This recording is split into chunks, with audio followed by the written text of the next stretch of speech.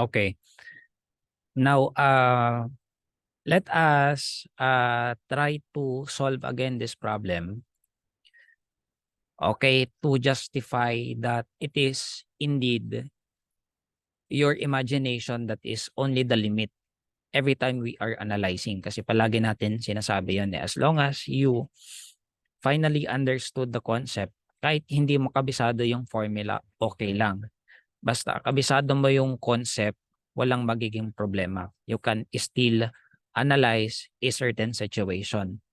Now, going back to the effective approaches, na particularly kapag we are encountering triangle, 'di ba? Sinabi natin na kapag ang klase ng triangle na involve ay right triangle, so meaning to say, what we can use are these.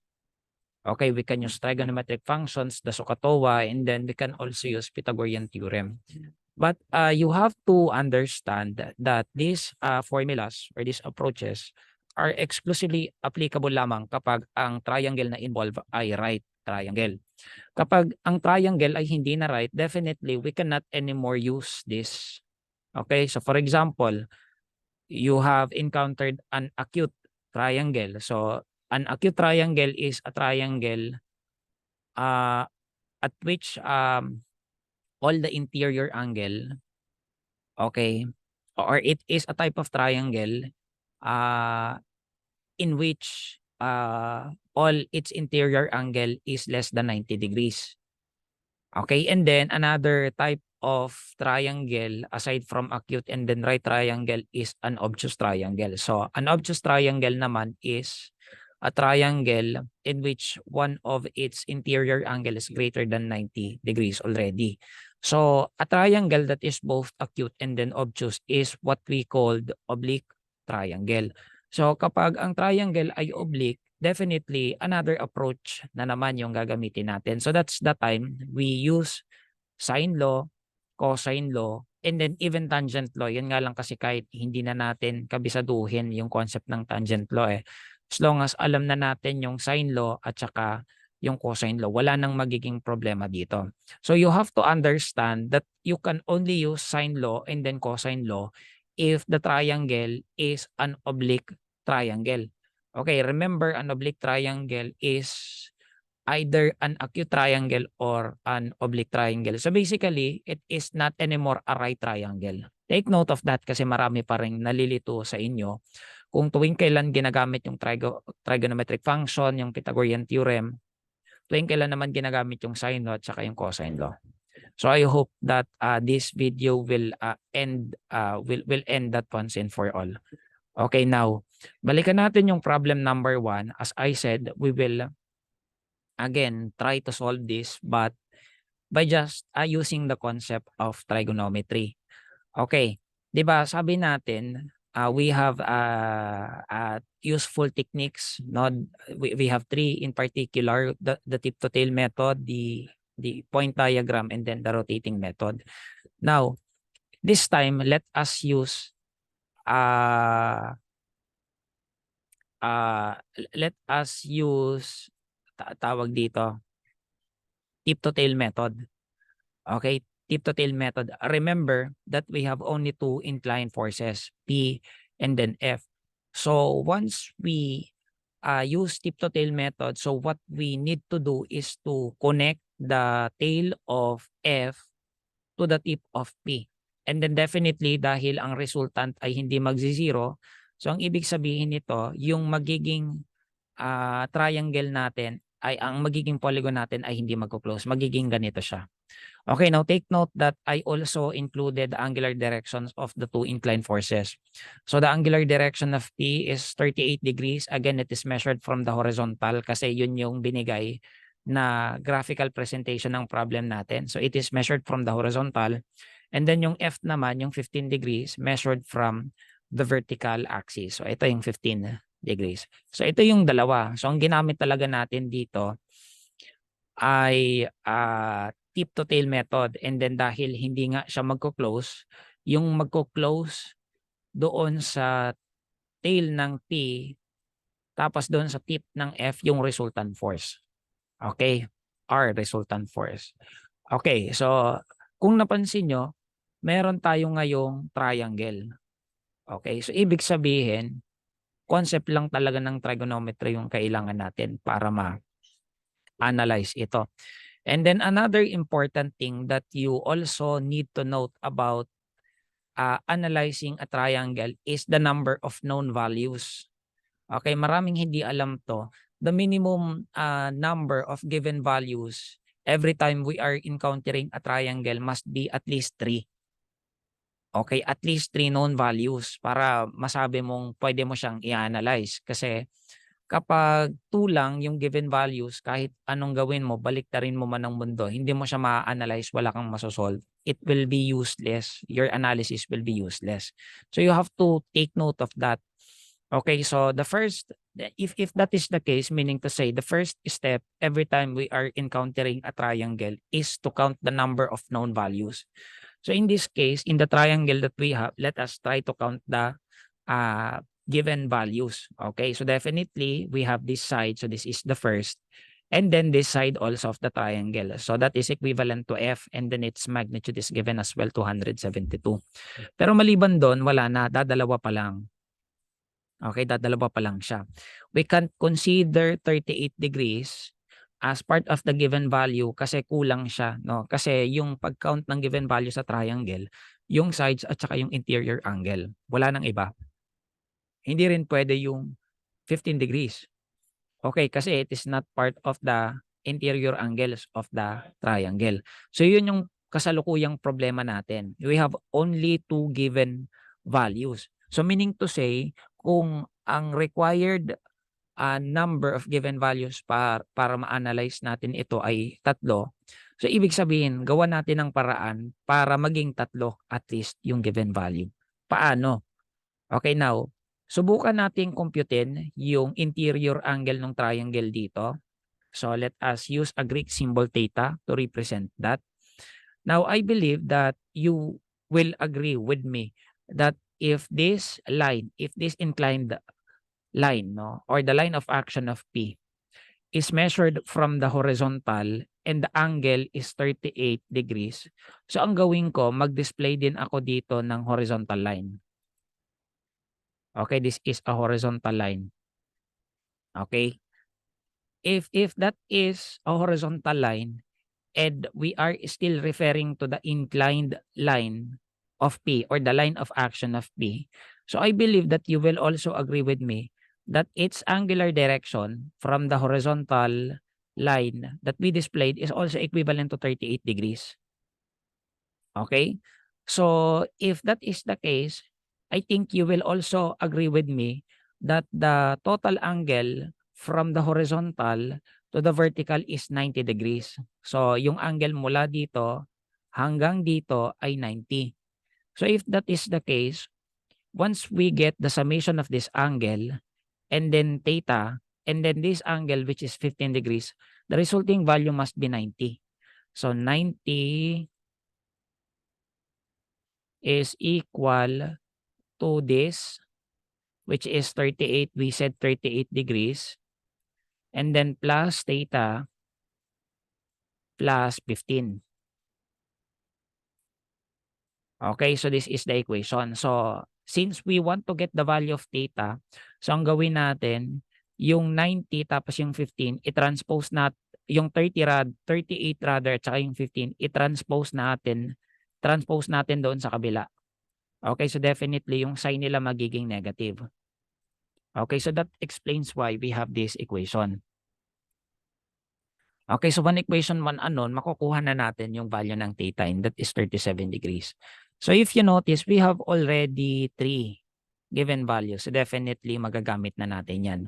Yun nga lang kasi, ang problema dito is that this is an oblique triangle. Okay, this is an oblique triangle. So remember, sir, how did you know that the triangle that we are analyzing is an oblique triangle and not a right triangle? Now, by simply focusing on the values of the interior angles. Okay, kasi definitely none of its interior angle is equivalent to 90 degrees. I am definitely sure about it. So that is why this is an oblique. And since we have an oblique triangle, so it's either we use sine law or cosine law. Okay?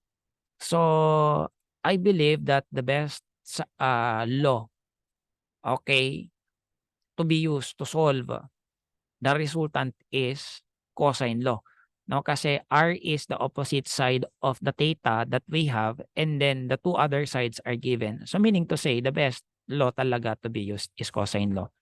So by instead of the sides, no, yung symbol na lang na ginamit natin to represent the side of the triangle. So r for this, and then equals p, which is this side, plus f, which is this side, and then minus pf cosine of the opposite angle, which is theta. So substitute p, that is 158. F is 272, and then substitute again the two values, and then theta, which is 37 degrees. So again, naka-square yung r natin. So to cancel that out, so we have to multiply both sides of the equation by the radical sign. So cancel out ang radical sign at saka yung square ng left side. So ang matitira na lang yung square root nung nasa right side. So therefore, the value of r is going to be 174.08 pounds. Okay, next to that is let us try to compute the angle, okay, of the resultant, yung angle niya. Remember that we are also asked to find the angular direction of the resultant aside from its magnitude. And then we must measure it from the horizontal. So meaning to say, if this is the graphical presentation of the resultant, so yung angular direction niya ay ito. Okay, ito yung tatawagin nating phi. Kasi yan yung ginamit nating symbol kanina doon sa first solution natin. Okay, so kopyahin uli natin yan. Tapos phi. Okay, yung susubukan nating kunin. Pero kung napansin nyo, since r is already computed, the value again is 174.08. The magnitude of p and then f also given. So meaning to say, we can finally use sine law. Kasi kung gusto nating malalaman mo kapag pwede mong gamitin na yung sine law kapag yung bawat side at saka yung opposite angle nila given. For example, A over sine of the opposite angle equals side B over sine of the opposite angle, which is phi. And then side C over sine of the opposite angle, which is theta. And then malalaman mo naman kapag cosine yung gagamitin mo kapag yung particular side ng triangle ay binigay, and then yung opposite angle niya binigay din. And then yung two other sides binigay. Okay, so doon mo malalaman na pwede mong gamitin yung cosine law. So in this case, pwede na nating gamitin yung sine law kasi nga we can all the sides are given, and then definitely all the interior angle are also given. Kasi definitely kahit hindi binigay yung interior angle dito, makukuha na natin. Kasi again, the sum of the interior angle for the triangle is 180.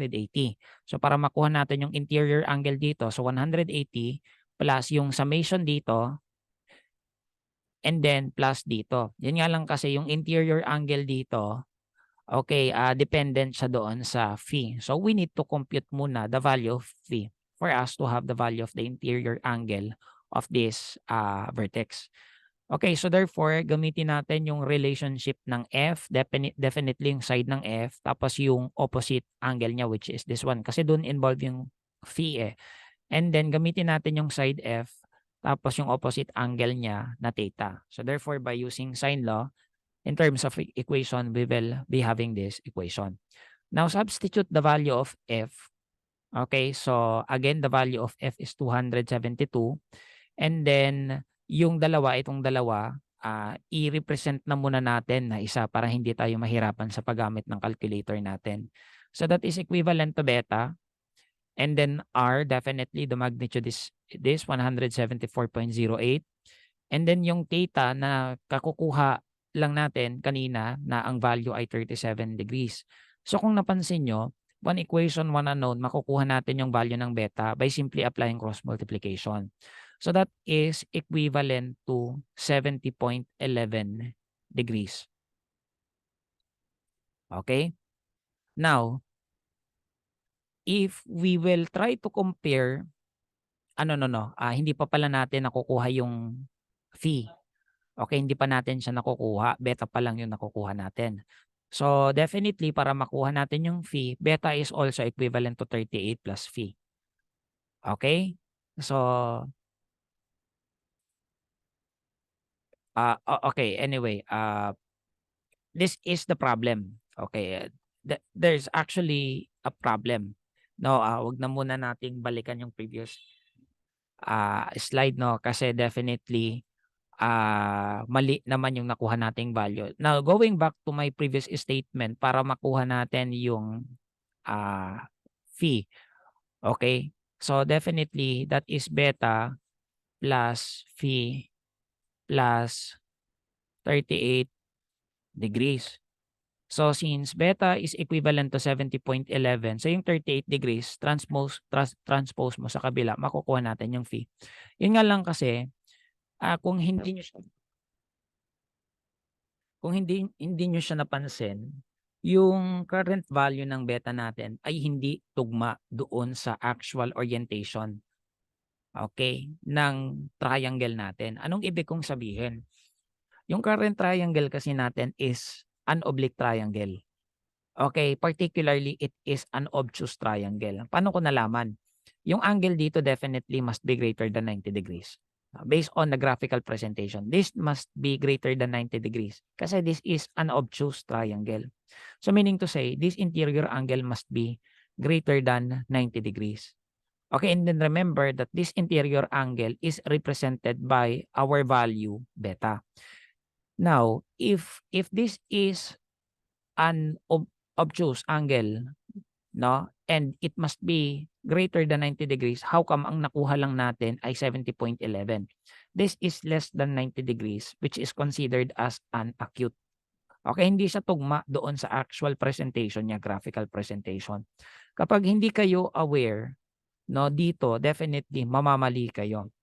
Now, another important note that you need to know is that this is still correct.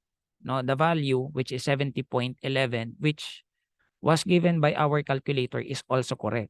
Yun nga lang kasi kapag hindi ka marunong gumamit ng calculator mo and then at the same time, hindi mo siya kinompare doon sa graphical presentation niya, ito yung problema kapag angle ang involved nakakalito siya.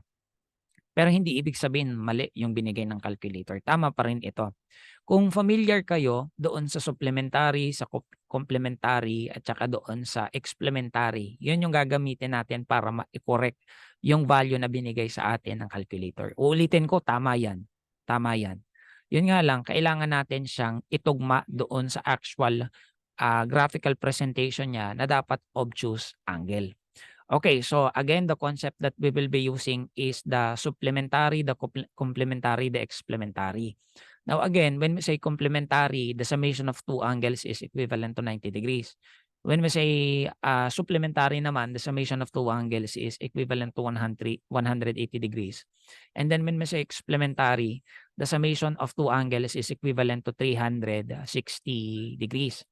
Okay, so therefore, let us use 90 degrees. So parang ganun. Yun yung gagamitin natin to correct that. Okay, so supplementary. So ibig sabihin, yung dalawang angles na nakuha natin dapat